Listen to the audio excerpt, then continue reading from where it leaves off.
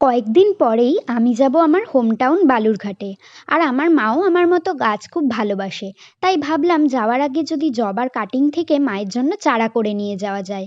তো যেমন ভাবা তেমন কাজ, আমাদের বাগানের এই লাল জবা আর এই সুন্দর দেখতে হলুদ জবার কয়েকটা কাটিং আমি নিয়ে নিয়েছি।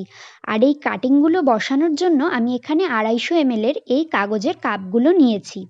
প্রথম স্টেপে দেখো, এই ডালগুলোর যে পুরনো আর বড় পাতাগুলো রয়েছে সেগুলো কিন্তু কেটে ফেলতে হবে। যে কোনো কাটিং বসানোর আগেই খুব বেশি পাতা কিন্তু রাখবে না, এক আধটা রাখতে পারো।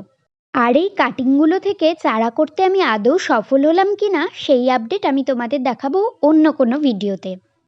কাটাই ছাঁটাইয়ের পর ডালগুলো দেখো ঠিক এরকম দেখতে লাগছিল।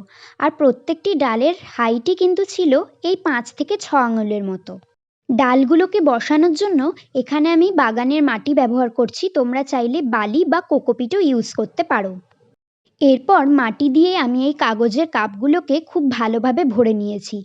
আর কাগজের কাপ ব্যবহার করার একটা সুবিধা হলো, গাছগুলো যদি বেঁচে যায় তখন তোমরা খুব সহজেই এই কাপগুলো ছিঁড়ে ফেলে গাছগুলোকে কোনো টবে বা মাটিতে রিপোর্ট করতে পারবে। এরপর আমি মাটির উপরের অংশটাকে অল্প অল্প জল দিয়ে ভিজিয়ে নিয়েছি যাতে ডালগুলো বসাতে সুবিধা হয়। আর আমি এখানে ব্যবহার করছি রুট হরমোন, তোমরা এর পরিবর্তে চাইলে অ্যালোভেরা জেল বা মধুও ব্যবহার করতে পারো। দেখো, এই রুট হরমোনটা দেখতে অনেকটা সাদা পাউডারের মতো হয়।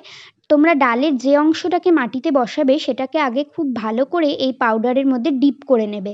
তারপরে এটাকে আলগাভাবে ভেজা মাটির মধ্যে বসিয়ে দেবে। তোমাদের সুবিধার জন্য আমি এই প্রসিডিওরটা একবার সামনে থেকেও করে দেখাচ্ছি। আর এই ডালগুলো প্রত্যেকটা মাটির মধ্যে বসানো হয়ে গেলে এই কাপগুলোকে ছায়াযুক্ত কোনো জায়গায় রেখে দেবে।